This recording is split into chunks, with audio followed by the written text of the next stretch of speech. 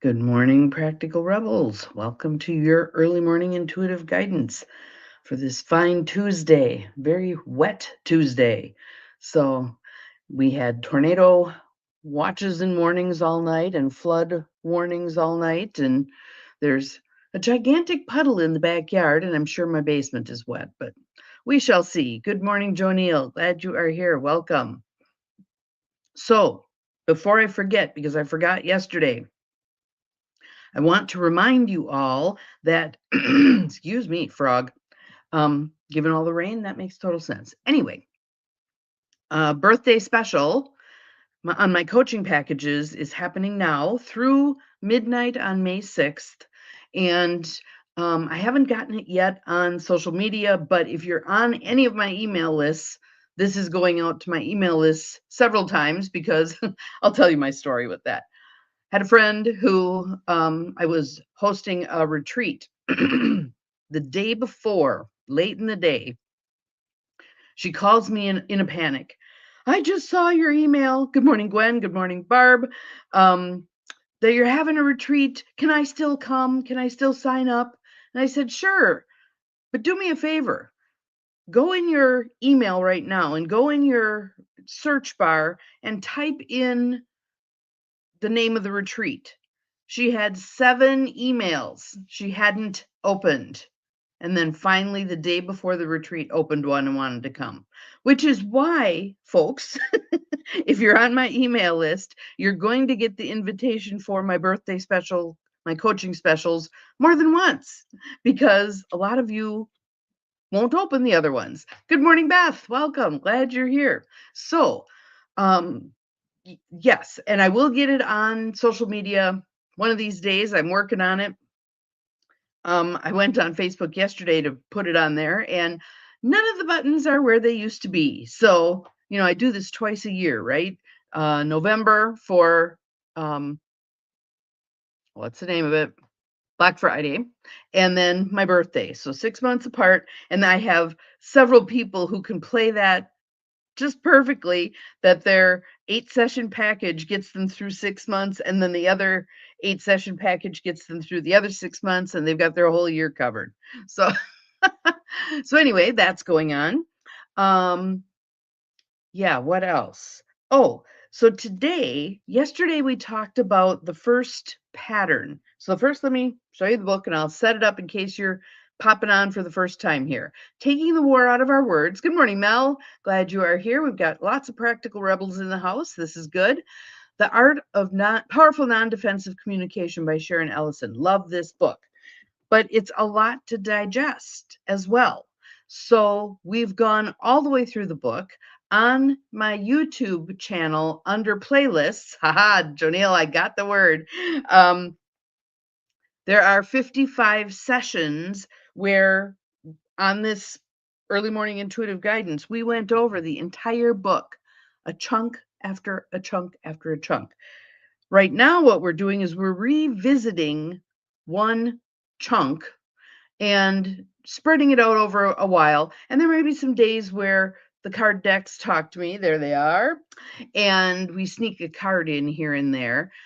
But I want to do this in small enough chunks that you have something useful that you can take with you to modify what you do in these kinds of situations, defensive situations where someone gets their hackles up, including you.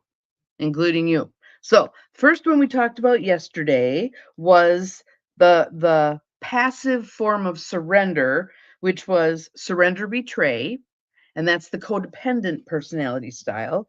Today we have the active form of surrender, which is the passive aggressive personality style, known as surrender sabotage. Oh, what fun. Oh, what fun, right?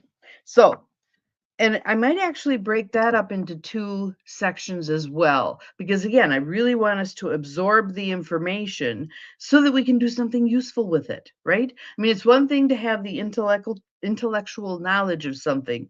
It's another thing to have the aha. Oh, that's what's going on between me and so, and now I know how to address it.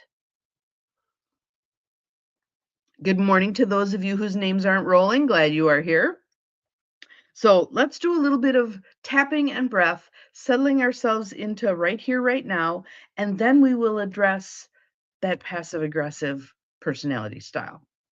Little tapping, little breath. In through the nose,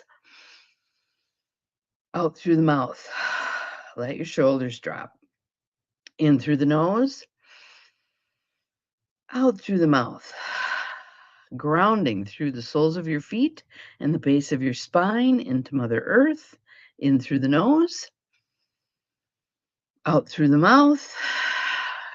Being curious, being interested, optimistic, excited about learning something new about this, especially if you have people like this in your life and they've been wearing you down. Okay. I know that feeling. So let's address it. Breathe in, breathe out. All right. So for those of you who have the book, Taking the War Out of Our Words, this particular section is on page 27. Surrender sabotage, passive aggressive personality type. The second and more aggressive form of surrender is surrender sabotage. We give in to what the person wants, but we are aware on some level, consciously or subconsciously, that we don't like how we are being treated, unlike surrender betray. In surrender betray, you're buying in, you're playing the game, you're shooting yourself in the foot. Here, you kind of have a sense that their behavior is making you bristle a little bit. So in this case, we're talking about it as if you are the one who's engaging in this kind of behavior. Good morning, Nancy. Glad you're here. And don't tell me I never do that, blah, blah, blah. Most of us do this. Most of it, especially those of us who feel disempowered. All right. We therefore suppress our frustration, and instead of openly acknowledging our discomfort, we employ rationales. Rationales such as, I don't dare complain, I don't want to lose my job. You can't fight City Hall. I don't want to lose this relationship. It's good in some ways.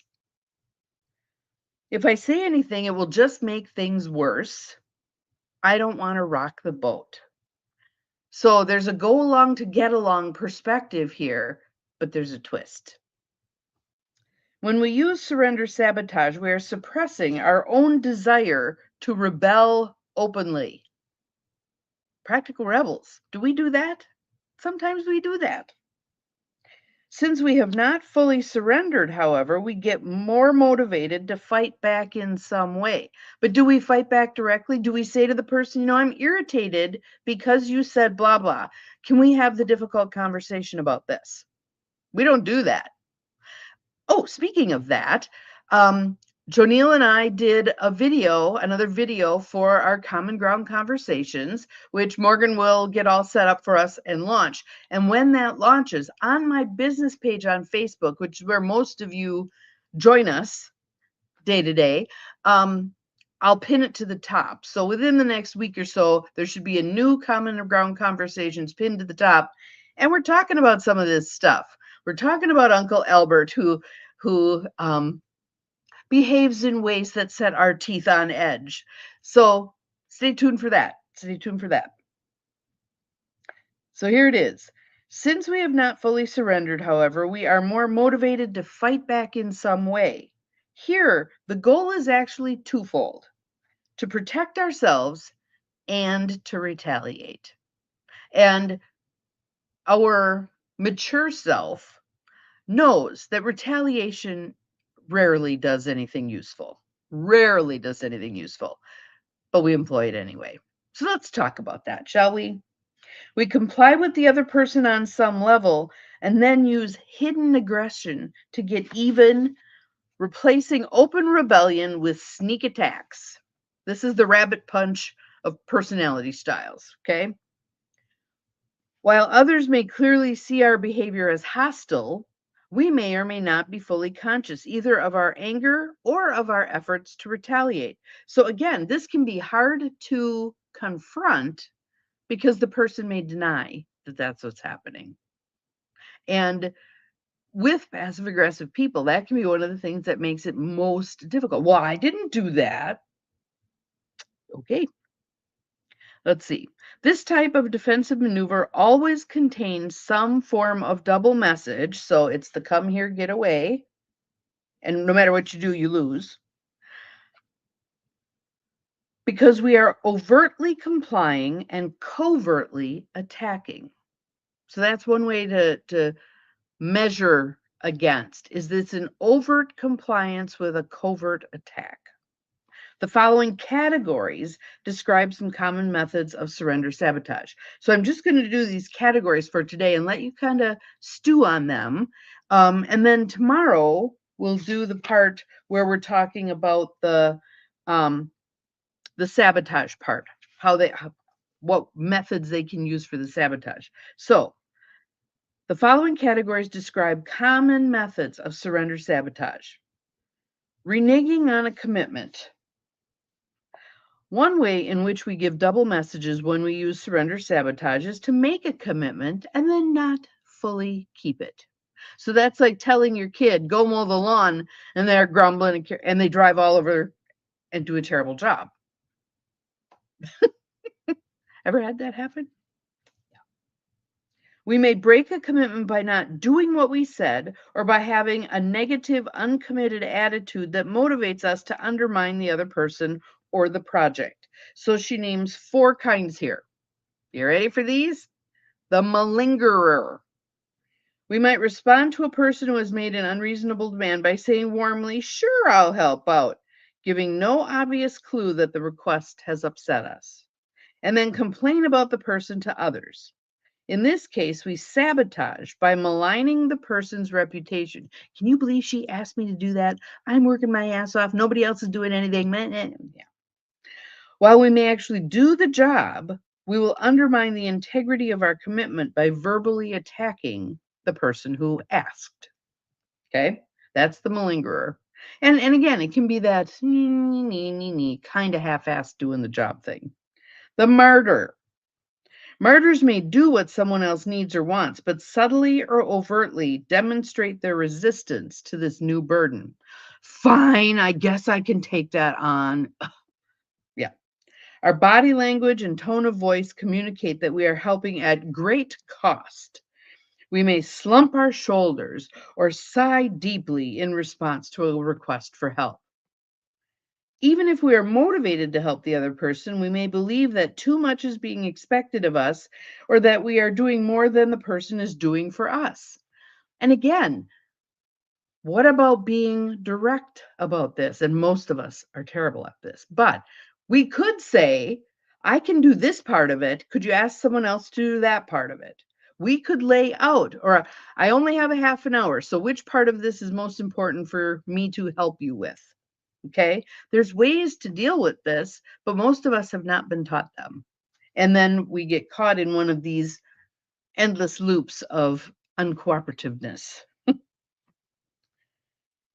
The relationship is no longer reciprocal. We help and the other receives help. We are strong and the other person is weak. In the process, we become condescending and undermine our ability to have intimacy and genuine joy in the relationship. We also damage the respect we have for the other person, adult or child, which in turn undermines that person's strength. When we behave as a martyr, we sabotage more than the enjoyment of an outing or a work project. We sabotage our sense of reciprocity and equality. I know, because this was one my mother employed quite frequently, that let's say I asked for help with something and got the big sigh. And as a kid, I wasn't yet angry enough to say, never mind, I'll do it myself. I would slog along behind her like, oh no, I made her life harder and, and want to get out of it. Okay, that's good. That's fine. Thanks anyway, and it was a totally dissatisfying interaction all the way around, all the way around. But again, as a kid, you have no idea. How do I manage this? How do I manage this? So we have the malingerer, the martyr, procrastinator. We may agree to do something we would rather not do, and then procrastinate and fail to get it done by the designated time.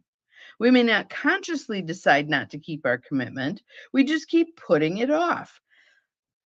I don't want to do it. I don't want to do it. I don't want to do it. So it gets shoved to the back of the list. The person may even ask us, how you coming along on X? Oh, yeah, mush mouth. And again, that's the aggressive part of that is not following through on what we said we're going to do. The effect is still one of undermining both the other person and the project. When we make a habit of this, others often feel betrayed and lose trust in us. Procrastinators not only sabotage the person being let down, they also sabotage their own competence and self esteem. And one of the unwanted and unexpected things that can come out of this is when you behave like this over and over and over again, people may stop asking you, but they're also going to stop promoting you. They're going to stop viewing you in a good light. When someone asks to, you know, who could we offer this to who could really do a bang up job? Your name ain't going to come up, even if it was something you really wanted to move yourself forward, right? And the last one, so we have malingerer, martyr, procrastinator, careless performer. This is the kid who mows all over the lawn. Sometimes a person may agree to do a particular task and then perform it carelessly, commenting, I did my best, I just didn't have the time to do any more. So, how do you confront that? Well, I really don't think that was your best. Yeah. Or if the person is more clearly angry about having to do the job, I did what I was asked. What more do you want? You're never satisfied no matter what I do. Spouses, anybody? In the past, doing marital therapy, often would see that one. Often would see that one. And then you got to unravel the whole thing and help each person see their part in creating the mess, right? Many relationships are damaged by sloppy work that is a thinly veiled, if not obviously outright form of sabotage. In these cases, the family member or coworker who asks for the work to be redone is often accused of being a nitpicking perfectionist. Each of these 4 types of surrender sabotage involves making a commitment and then breaking it by not following through with 100% integrity in attitude or action. So there is actually one thing that you could do as well. I know you asked me to do X. I really don't feel like I could give it 100%. So I'm wondering if you could maybe ask Joe Blow to do it. Or I'm wondering if we could maybe postpone that for a month or something where you honor that you don't want to do it right now and don't get caught in this subterfuge, these hidden aggression behaviors. Okay? When we break commitments, we not only undermine the other person, we sabotage ourselves. You're not going to get moved up when this is the kind of behavior you have. And you're not going to be held in high esteem by your partner, in your family, whatever, if this is the kind of stuff you do.